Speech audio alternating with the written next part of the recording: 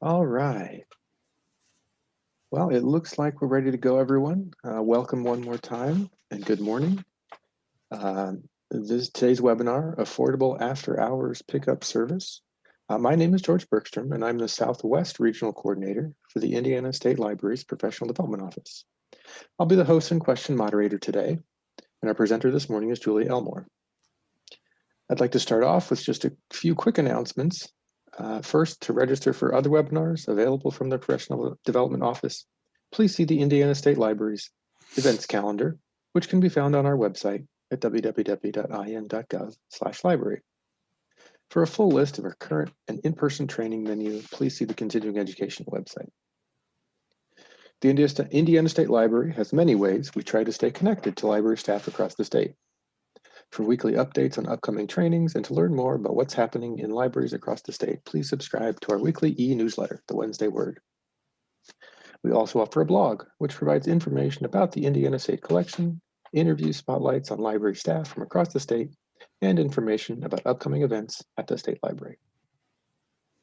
If you have a question for today's presenter, go ahead and type it in the chat box as it occurs to you. And I will be watching those and I'll get them to Julie as soon as there's a good point. And if it doesn't feel like there's one, we'll always have time at the end for questions. Today's session is 1 hour in length, and so you will get one LEU for those in Indiana for today's event.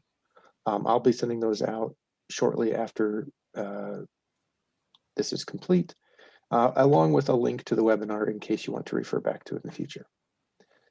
For those who may be viewing this in the future, on our YouTube page, there will be details about LEUs in the video description. If there's any sort of global sound issue, we will announce it in the chat box. And without further ado, I'll now turn the presentation over to Julie. Good morning. Thank you for having me. I'm super excited to share our successful story with all of you. I am Julie Elmore. I've been the director of the Oakland City Columbia Township Public Library for just under 12 years now. For those of you out of state, I'm in southwestern Indiana, where pretty much Illinois, Kentucky, and Indiana all come together and meet. I am also a board member for the Association for Rural and Small Libraries, and I am finishing up my last year in that role that I have been in since 2014. So I'm always excited to talk about things that have been successful in small libraries, because my theory is we can do lots of things. We just need to do them differently sometimes. My population, we serve around 3,800 people if you go all the way out into the far ends of our township. And our revenue here is about $200,000 a year. So we run pretty tight with our money. And so that's why I was really excited. I got this project up and running for under $600. So I believe that it's definitely something that you can do regardless of the size of your library.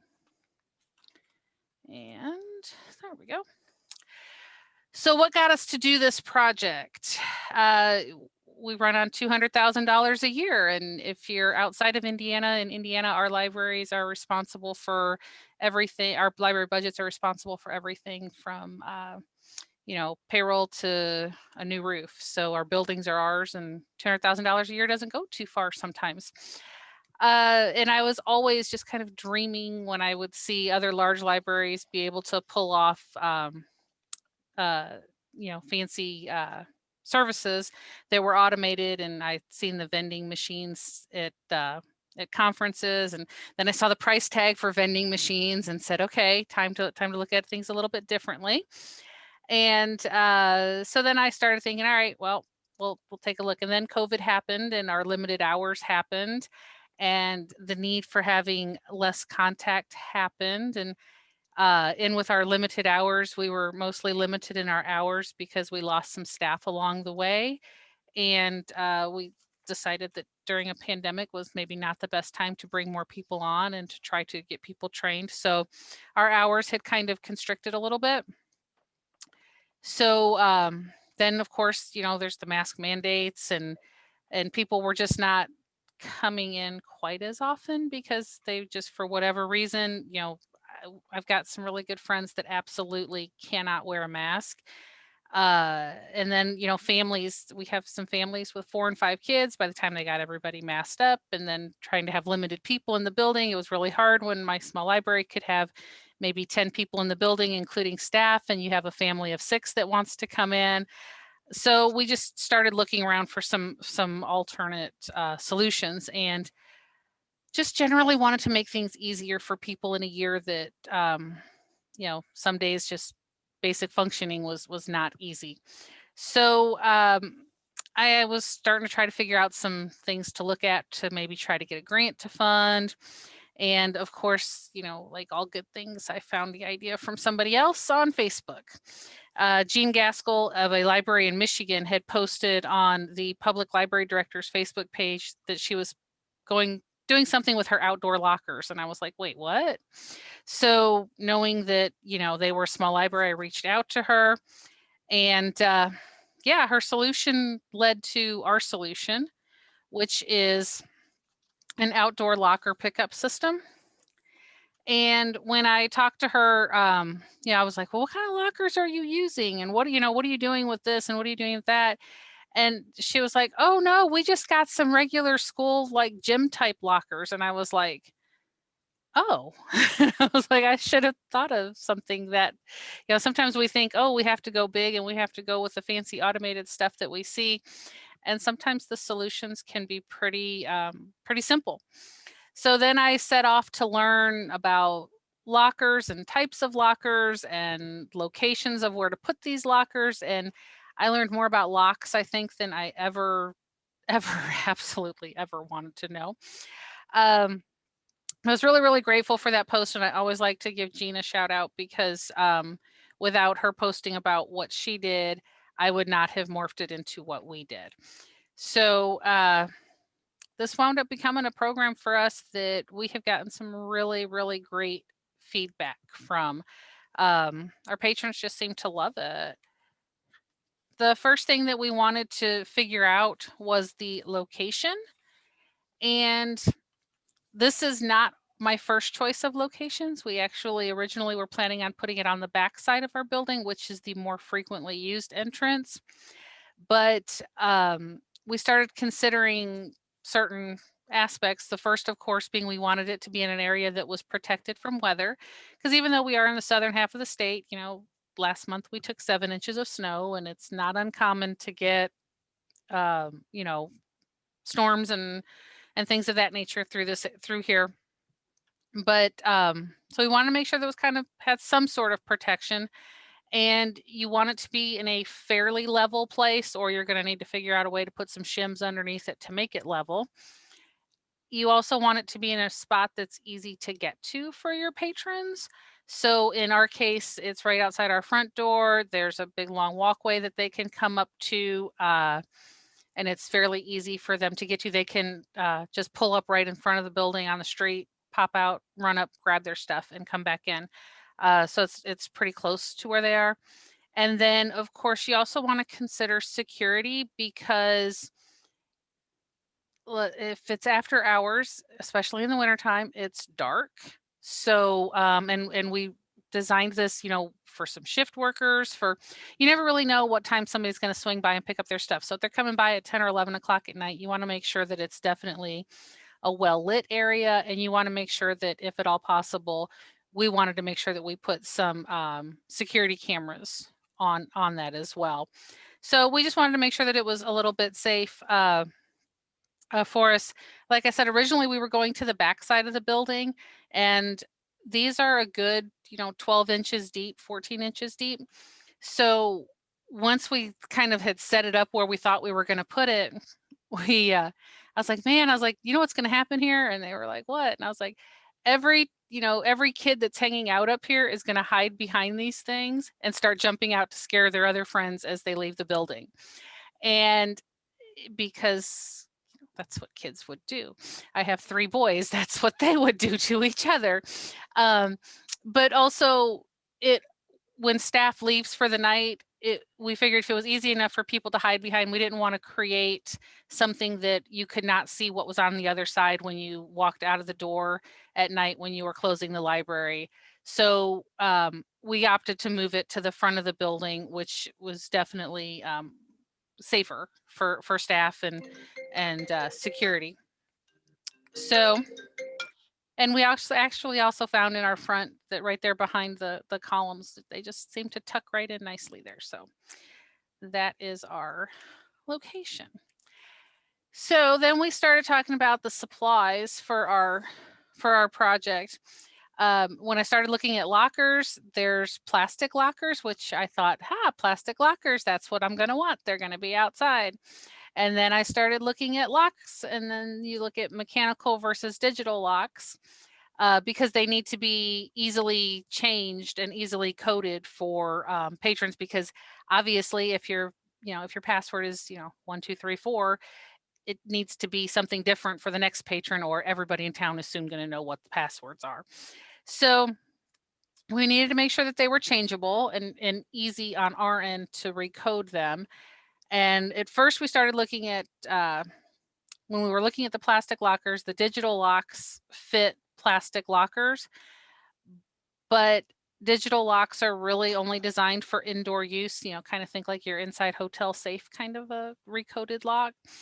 And I was really kind of nervous that between snow and rain and it being digital, that the locks would maybe not last as long as we would hope for them to do. So then we started looking at mechanical locks. Well, the mechanical locks that we wanted didn't fit the plastic locker, so that led us to going with, to us, the locks were more important than the locker type. So we went with a recodable mechanical lock like you see in this picture versus, and then with just a metal locker. So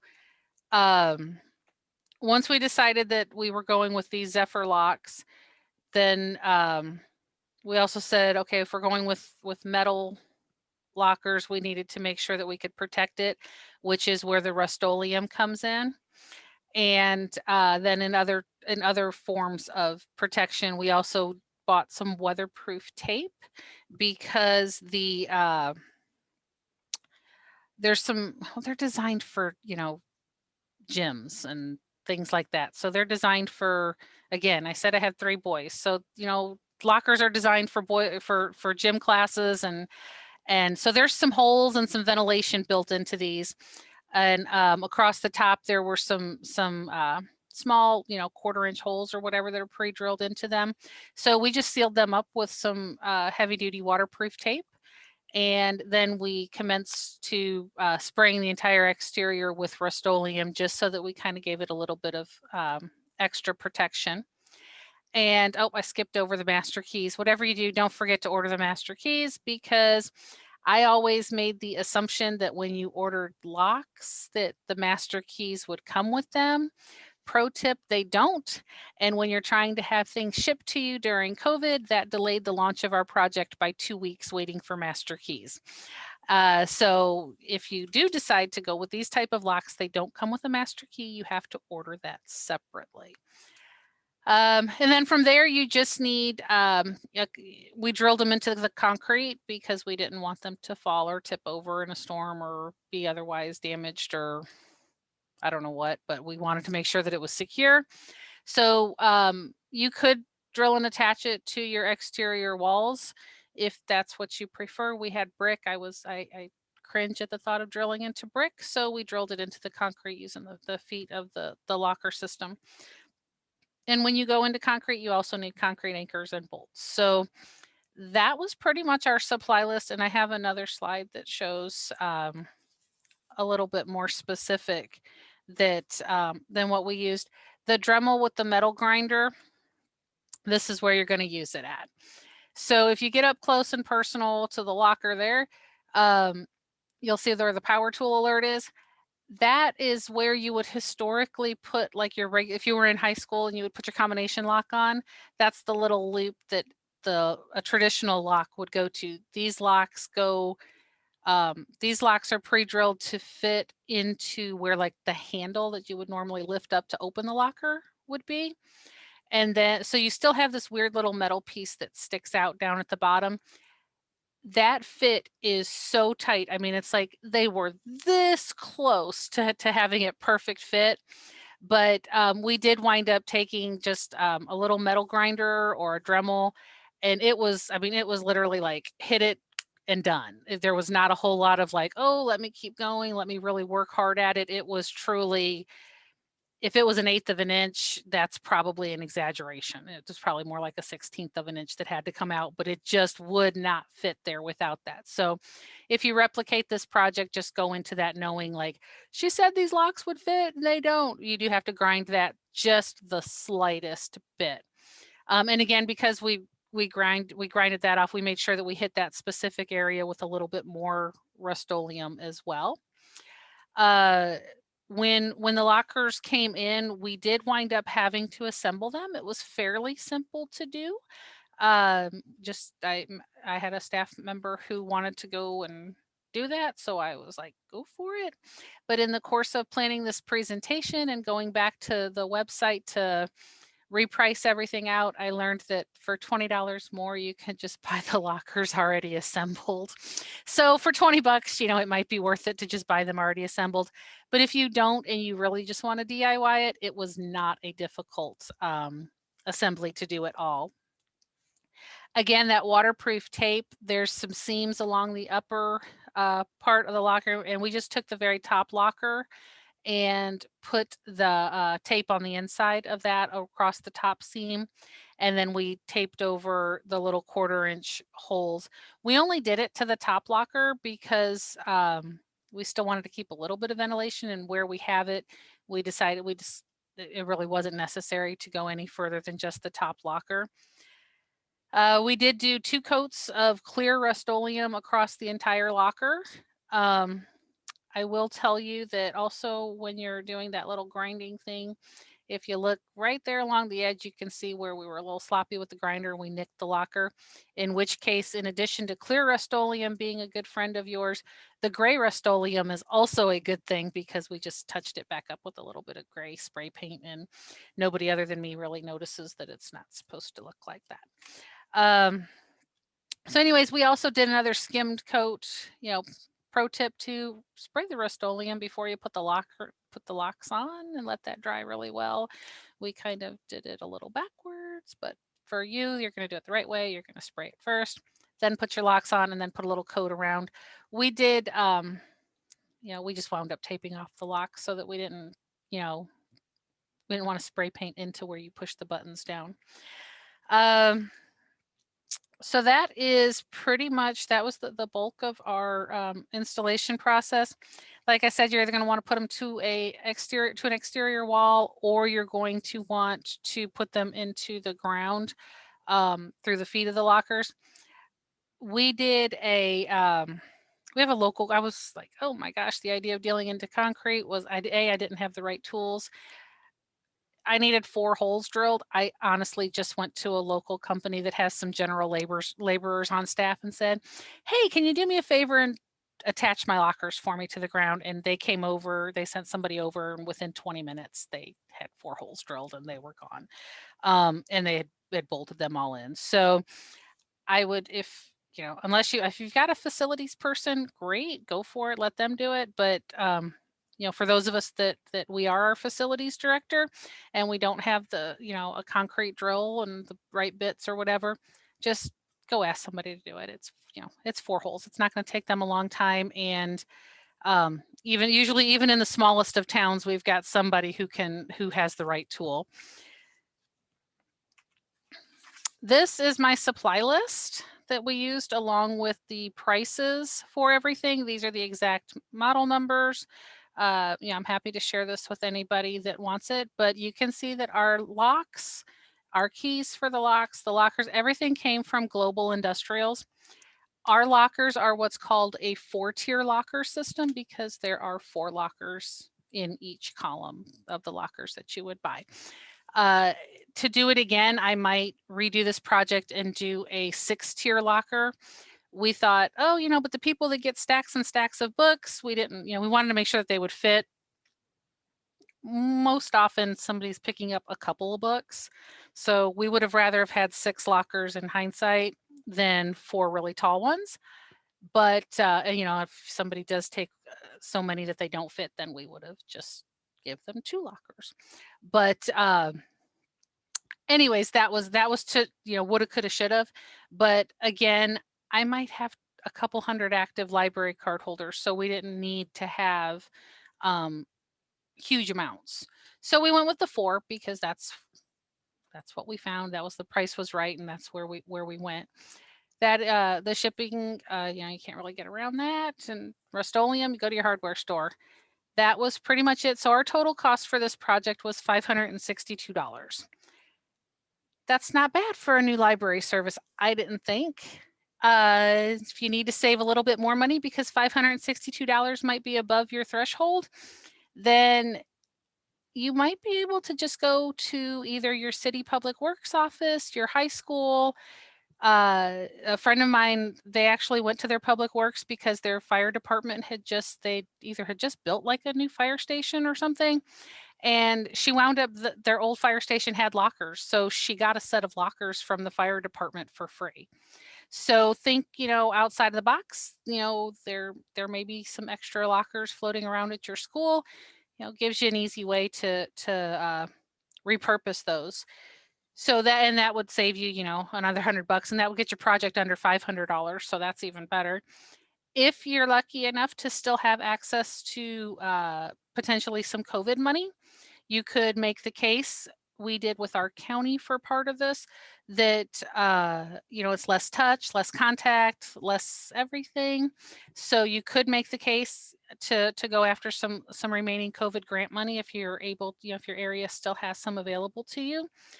And also, even if you, I know we hate to hear the whole solution is to go hit up for a sponsor, but this is one of those cases where if you have a company in your town that specifically has shift workers, this is not like, hey, give us money for summer reading, or hey, give us this for this. This is, hey, we want to put this in so that your workers and your employees have access to library materials outside of normal hours.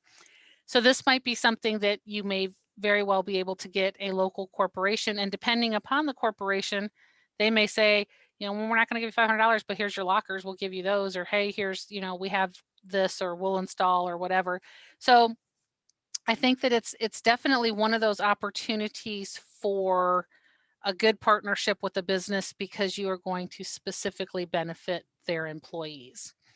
So that's a little, way to fund it. But again, like I said, the whole project was less than $600, so we were able to knock that one out. So this is our process now that we have them up, we have them installed, and they're ready to go. Our most important part of this process is the constant promotion that it's available. We use this for everything from picking up your books to when we advertise our take and makes, we say, we'll throw in a plug there that says, if you can't make it to the library, let us know what kids' books you want, and we'll put the craft in with the books in the lockers for you. We will also, what's the word? Our auto texts that go out to everybody, or their auto emails when their holds are ready. Part of the language that's in the text that they get is, please respond using the word locker if you would like to use our after hours pickup. So if they don't have that set up, when we call them, we're like, it's available for you in the library, or do you need us to put them in a locker for you? So we're constantly talking about them with people, even people that, when we call them and we say, or would you like us to put them in the locker? They're like, a locker, what's that? So it gives us that opening to talk to more people about it. So that's the most important part of our process, is constantly promoting that as an option. We also, so we use the locks when we code them. Our patron accounts have a PIN number or a PIN associated with them. If your patron accounts do not have a PIN associated with them, I would recommend just using the last 4 digits of their phone number, because it would be very rare to find somebody that didn't have. And if they don't even have a phone, then, just tell them to give you 4 numbers and you can plug them in anyway. So what we do is we check out the items. We do put, I did not put this on the supply list, but we do bag our items. We have an abundance of the small clear trash can liner bags. They're about the thickness of maybe a good produce bag at the, at the grocery store. So they're not super like, they're not a tote bag, that's for sure. But we wanted to put them in something that, just in case any sort of water got in there, that they would be secure. We've been doing this since June and have not had one case of water damage or things of that nature. And quite honestly, most of the time, if the big storms are rolling in overnight, people are not asking you to put the stuff in the locker that night anyways. But we do go ahead and bag them just to make sure that, just for a little extra layer of protection. Matter of fact, I will go off course just a minute. And in this picture that we have, this is one of our lower level lockers. So you'll see the little 1/4-inch holes that I talked about that are built in kind of for some ventilation. The ones that were up on the top were the ones that we covered. The ones down below, like I said, we've had them since June. We've checked them often. The only time any water ever got in there was when we had the building power washed. So I don't think that it's necessary to plug up all the holes. I kind of like the idea of still having a little bit of ventilation in there. So once the patron has requested the locker, we check them out to them, we bag them up, we place them in the locker, we code the lock. Actually, what we do is we code the lock and then we lock it with nothing in there. And then when you're training your staff, we found this to be the best thing to do is code the lock the locker, and then punch the code in to unlock the locker, put the items in, and then you can close it and lock it again with that same, you just close it, and when you press the lock button, it locks it with the same code, so it doesn't change, you don't have to change the code at that time. And the reason that we did that was because we found once or twice if somebody would accidentally hit the wrong number, it's kind of like checking your math, kind of the same theory, where if you make the mistake, it's much better that staff finds it when they're going to put the books in than the patron finds it when they're trying to get the books out. Because I think in all of them that we've done, I have received 1 or 2 texts from somebody going, "Hey, I'm outside at the lockers and nothing is happening."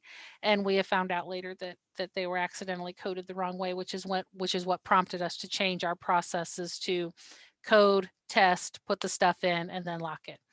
Every morning we do a clean out. We wait till about an hour after we've opened, because these are, again, designed for after hours. So after hours, before hours.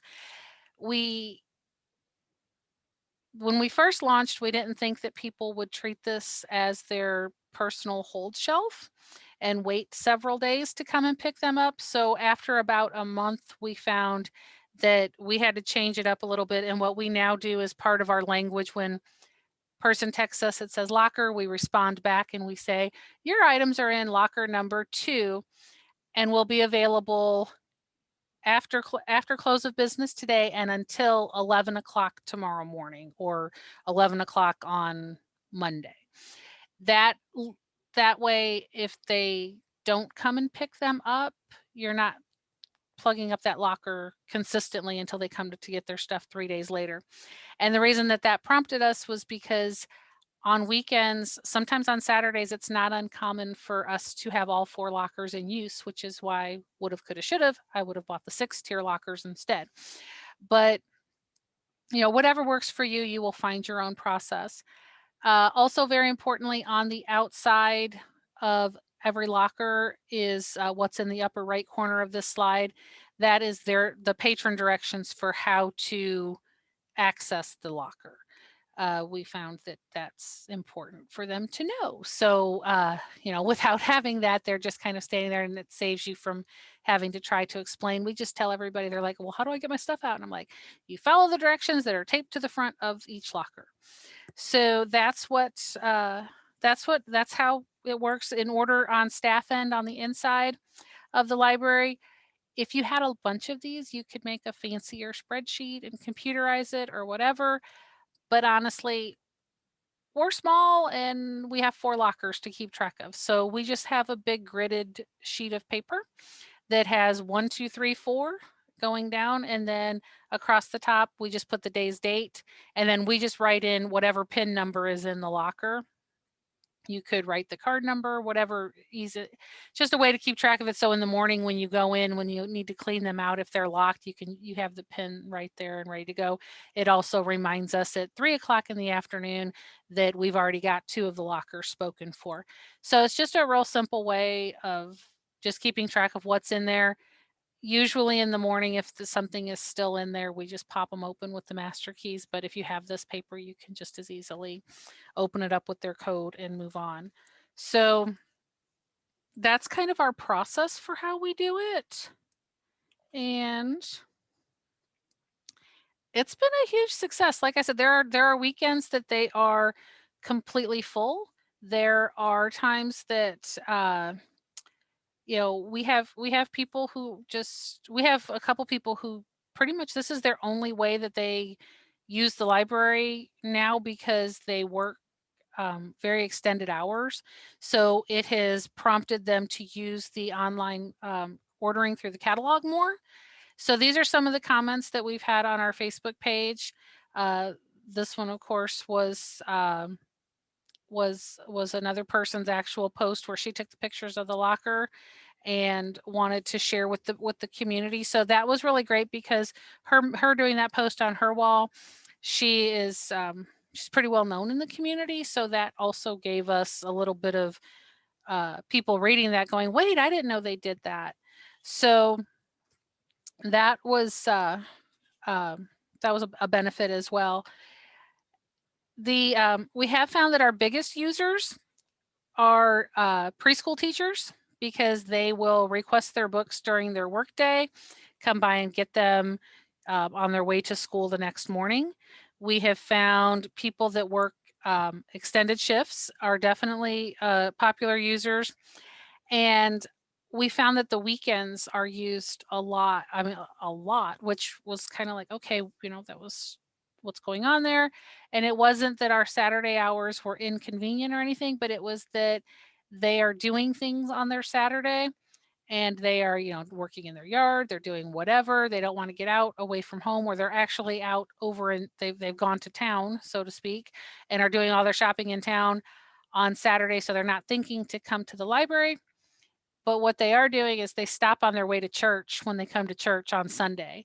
So we get a lot of pickups on Sunday morning. So like I said, we've done this since June. I would say we're open 6 days a week, and I would say probably 4 days, at least 4 days a week, they're being used. It's we've gotten real close to having to turn down people.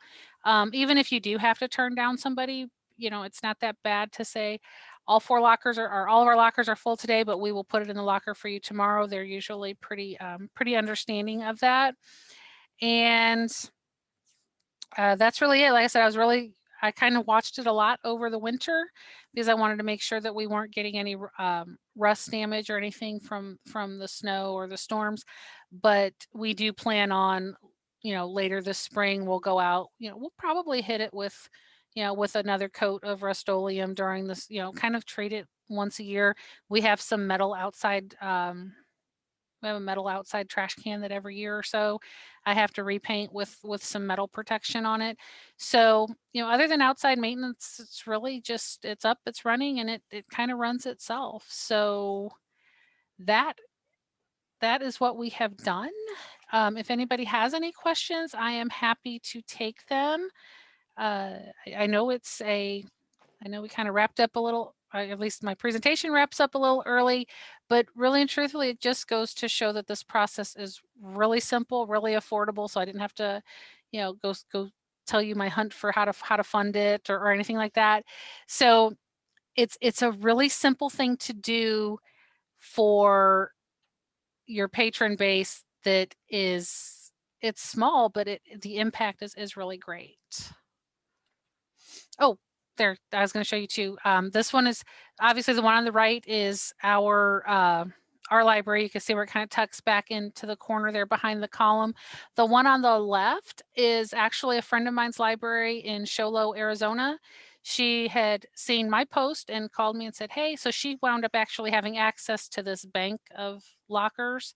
And she has this gorgeous walk-up protected area that's under a roof. And she's also in Arizona, so they're not really, well, she actually lives in some elevated areas, so they do have winter there, but it's under this great porched area. So she was able to get her hands on these lockers. So she went with a 2-tier locker, and she uses a different type of a lock. She uses one that's more, I'm going to totally date myself here, but the locks are on like the rolling things, like the old briefcases that you would lock, and you would have like kind of like that spinning dial. So she uses a different lock. I prefer to go with more of a push button lock. I thought it was a little easier for use, but I did want to give you a perspective of one tiny little library versus a much larger facility where she was able to just put in a full bank of them. Great, thank you.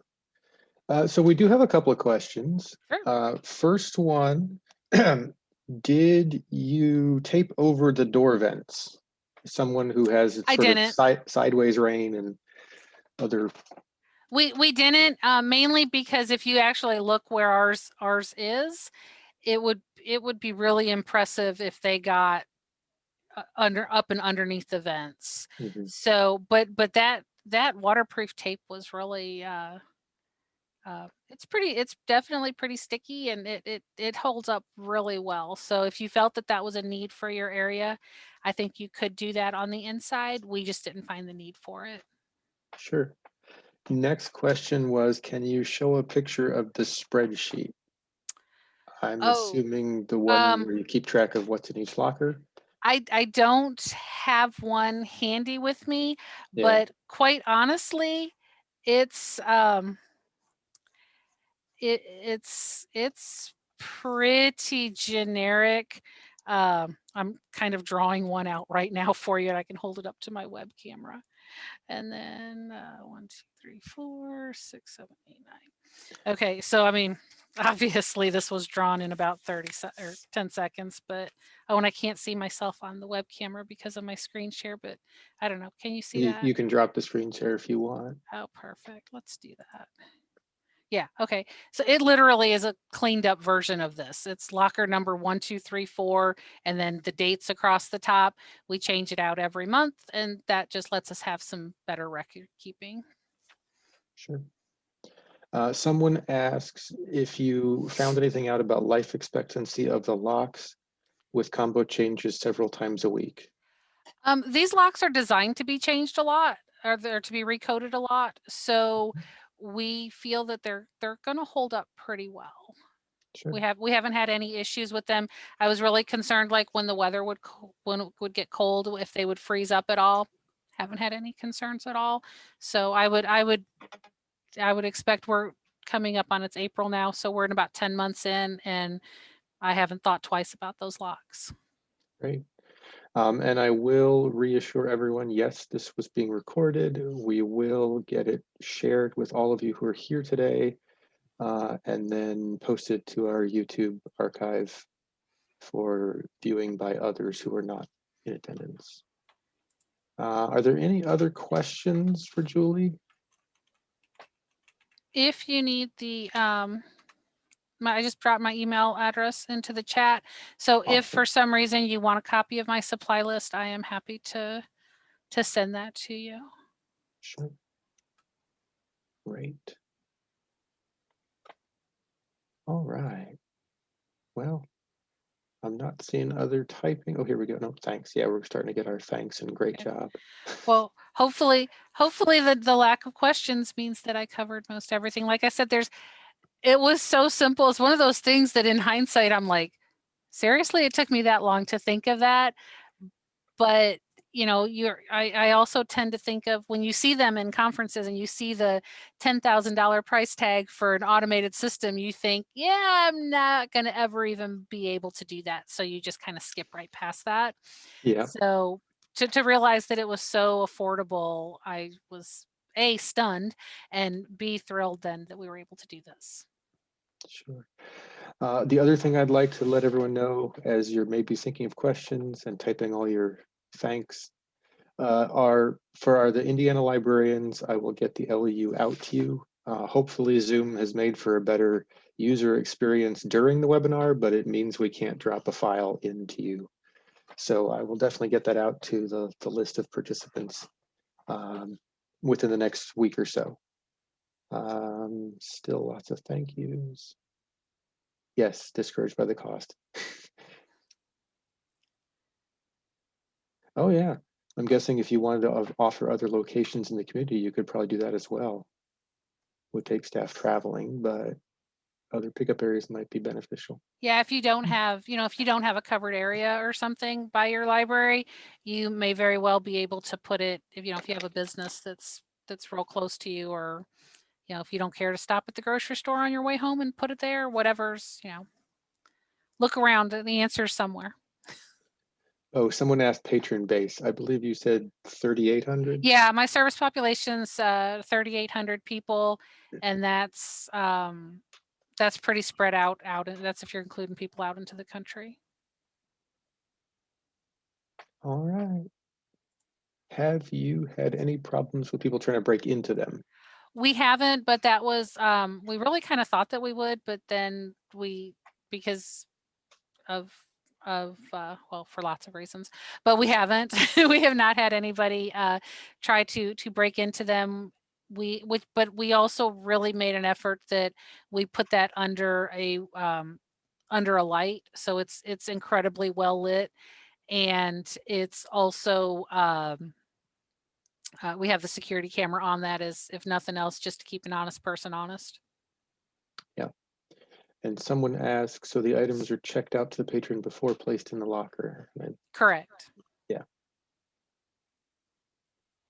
A lot more thanks. Enjoyed the presentation. Yes, there will be recording. Again, I'll send the link out to everyone who was here today, and then it'll be posted on the Indiana State Library's professional development YouTube page. And yay, I'm glad to see some shout outs from some small libraries. Small libraries, yeah. Because Oh, yeah. we can do these things. We just need to do things differently. Yeah. About how many individual users from your active card holder use this service in a month? We've got a couple that are complete power users that are using it, multiple times a week. I wouldn't say that like the majority of your people are going to start doing this, but it's a significant enough number to make it worthwhile. But and it's still relatively, I think I'm probably not outside of the realm of other libraries in saying that our users have been down, period, across the board. But as people start coming back in, it's definitely it picks up every month. And then, oh, go ahead.